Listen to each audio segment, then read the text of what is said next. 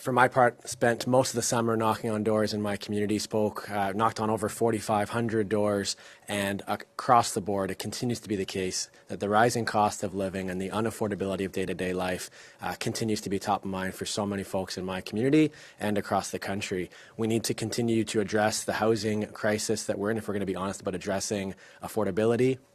As Greens, we're going to continue to call for predictable, ongoing investments in deeply affordable housing, as well as the actions that need to be taken to prevent pension funds and real estate investment trusts and other large corporate investors from buying up housing and raising rents on regular folks.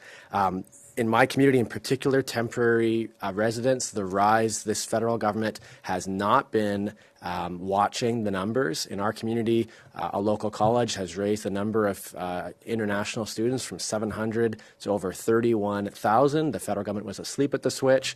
Over the past year, we worked with the Minister of Immigration to put a number of measures in place. I'll be continuing to advocate for reasonable measures that ensure we prevent the exploitation of international students, but also ensure that the numbers are more in line with community infrastructure, from housing to healthcare to employment.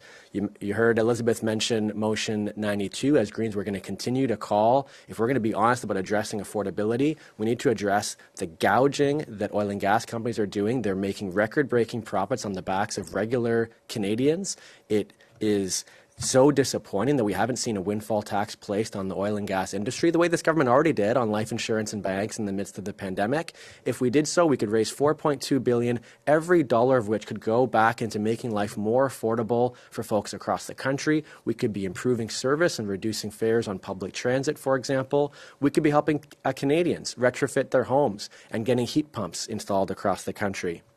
As Greens, we're going to also continue to call for the government to follow through on promises made in recent years. That includes promises made to communities like mine to build two-way, all-day GO train service from Kitchener to Toronto.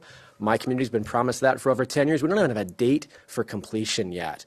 This government should be calling for accountability from provinces and territories to follow through on important community promises like that one. I'm going to be continuing to advocate for funding for the arts. Elizabeth and I both have been working across party lines in recent months to ensure there's better geographic distribution of funds. Communities like mine are getting $3 a person, while others are getting upwards of $21 a person. It adds up to a $9 million shortfall, and artists and creatives and arts organizations in my communities and others are hurting as a result.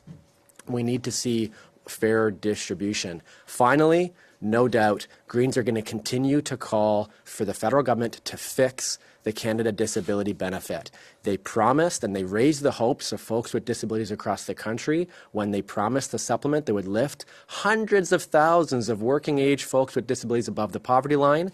They disappointed the disability community with their announcement from the budget back in the spring. As Greens, we're going to continue to call for this government simply to follow through on what they promised and fix the Canada Disability Benefit. I'll pass